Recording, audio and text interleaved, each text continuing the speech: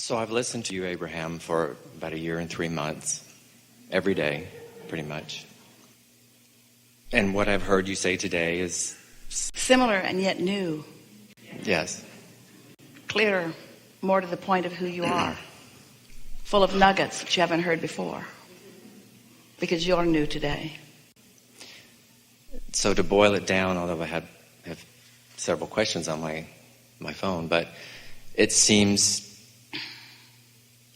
being an optimist is the way to the vortex. If you define the feeling of optimism as a good feeling, then that's true.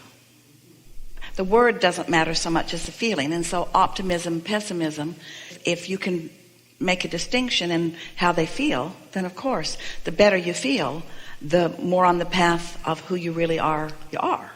Right. So it seems to me, in my experience in turn... And let us define something. Sorry for the interruption here, but let us define something that'll help you as we're getting going here. Optimism, pessimism. Optimism, realist. Because most realists are pessimists. So really, the distinction that we think would be the easiest for you to make in making the flip to more optimism is less facing of reality and more creating of reality. Don't face reality. While there are many things in reality that you really do like, and savor them and focus upon them endlessly, but more looking forward will automatically give you a feeling of greater optimism. Because your inner being is out there in your future calling you there. Calling you there. So I understand that conceptually, internally in my life. We're just trying to head off your pessimistic remarks that we knew were coming. Analyst, realist, yes. Say again? Say again? Analyst, realist, pessimist tend to, like what you said, I agree with. Yeah. So in my experience... What? My experience is reflecting my pessimism. Yeah. My experience is affirming the vibrational frequency I hang around in. Yes. My experience is making me understand for sure the law of attraction is real and responsive. My experience is showing me that I get what I think about whether I want it or not. My experience is showing me that there are valid laws that respond to how I feel. And I am hoping that there is some movement in my feeling. That would be a beginner optimist. I'm hoping to find some movement in my pessimistic feeling. And that's good enough. That's good enough, because it is never fair for anyone to say to any of you, jump over the house. You say, I'm not prepared to do that. Well, if you were good at deliberate creation, you would just jump over the house. Well, nobody's going to jump over the house any more that you're going to jump from pessimism to optimism. That you can't make that big of a jump. No one should ever try to do that, because you're going to fail, and then you're going to want to talk to us. Right. So, since I'm here with you now, what words, and I know words don't teach, only life experience, what experience can I have? What can I do to... We looked into this vast room of eager and willing participants, and we could feel you, and we looked for you until we found you. That's worth feeling optimistic about.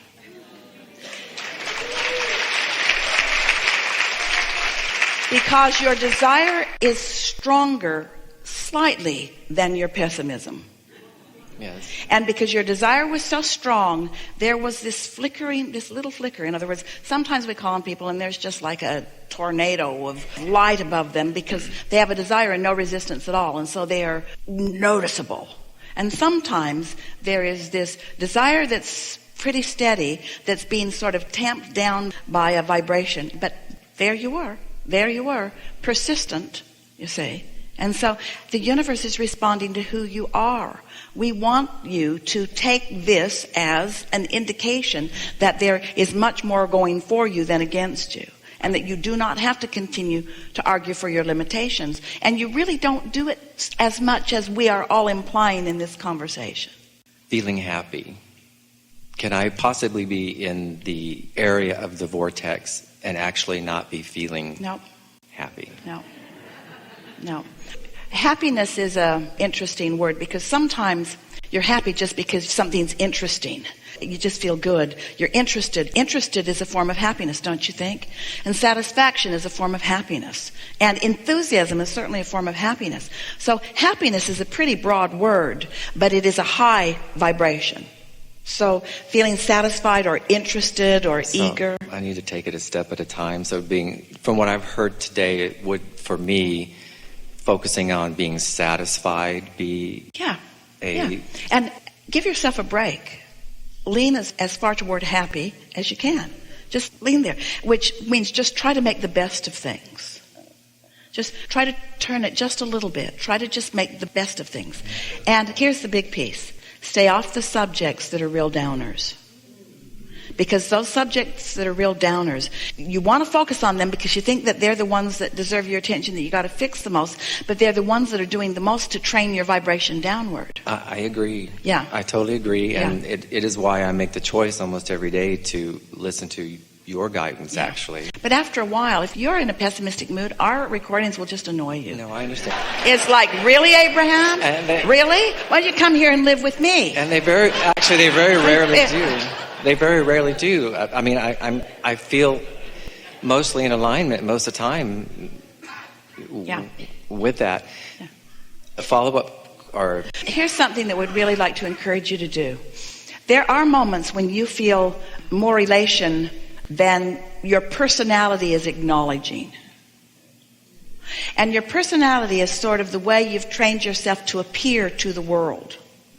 And usually, someone who is holding themselves back, personality-wise, in order to affect a persona, is because there's been somebody critical in your life early on. So just let that go, because that's no longer a factor. The critical person has to be myself, because I've been down that path thinking-wise and trying to find the key to move, and I've not found that person. So what do you think? We don't want to stay here very long, but what do you think causes you at an early age, because it did start at an early age, to be, competitive isn't the right word, self-conscious?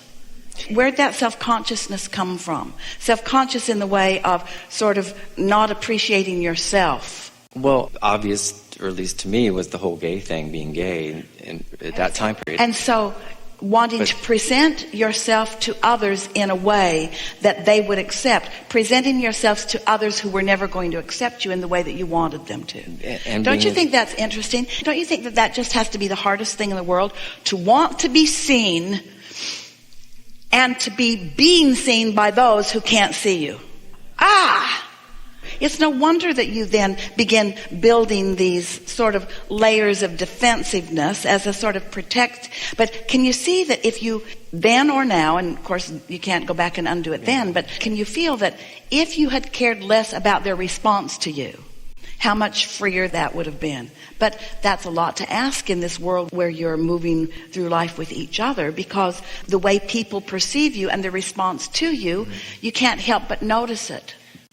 But I felt like I've moved past that way long time ago, and it's certainly related to the gay thing. Absolutely. You did move past that way long ago, but you didn't move past that feeling of caring about the way you're being presented, the way you're being perceived from what you are presenting.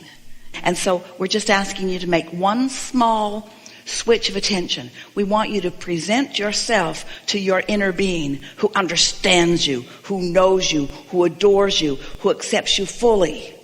And all of that will just begin to just fade away.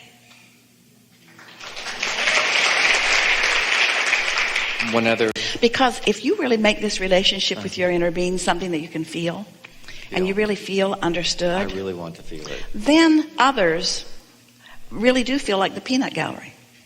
This doesn't matter. Esther said to herself not too long ago, I'm going to stop trying to explain myself so that I will be understood by those who will never understand.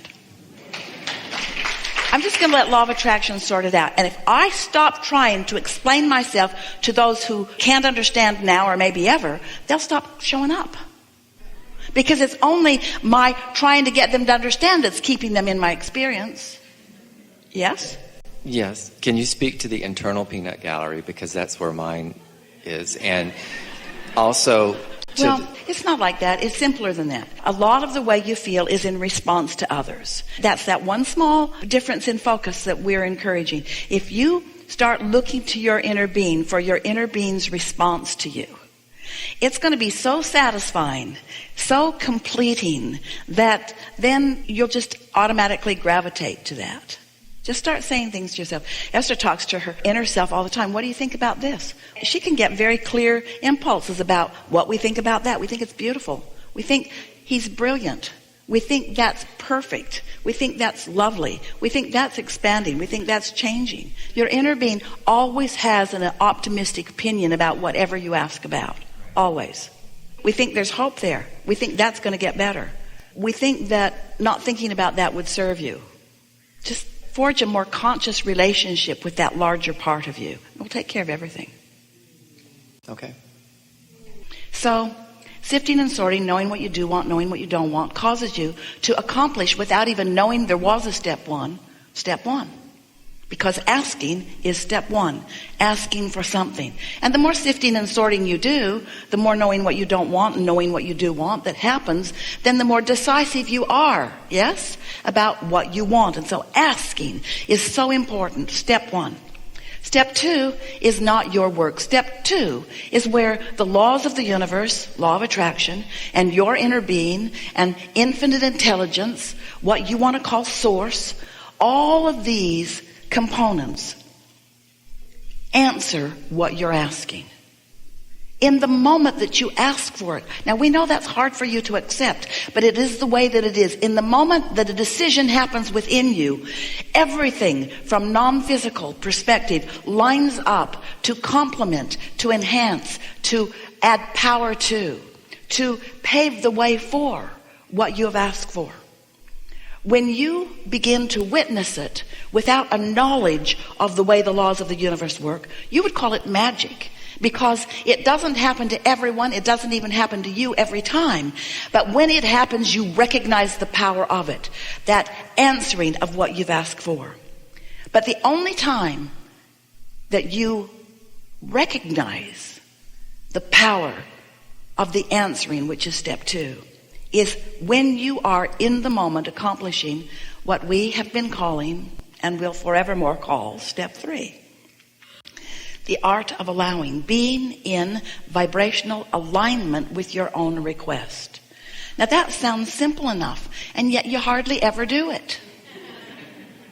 You say, I really want that, but, and then you get real about it. But it's hard to find, or it's long in coming, or I've wanted it a long time, or hardly anybody ever has it, or. But step three, when you accomplish it, means you are in absolute vibrational alignment with your request from step one. Then step four is just getting really good at step three. That sounds like a funny step, doesn't it? You should just call it step three. Step three, get step three done. But step three is a step that you step in and out of.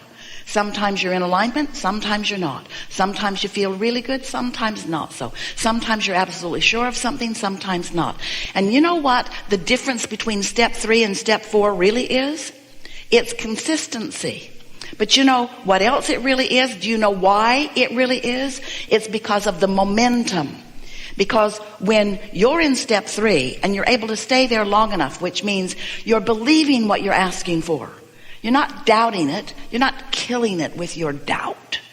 You believe it. And so it's infusing you with a feeling of energy. When you are in step three and you've practiced the positive thought of the positive expectation of the positive outcome that you are reaching for, momentum happens. Law of attraction is at the heart of all of this. When you give your attention to something just for a moment, it's not very powerful. If you focus on something for less than 16 seconds, we used to say 17. When you focus upon something for less than 16 seconds, things are moving right along, aren't they? When you focus upon something for less than 16 seconds, you don't really engage in any powerful way. Law of attraction doesn't really kick in until 16 seconds. And when it does, then another thought like it comes and momentum has begun.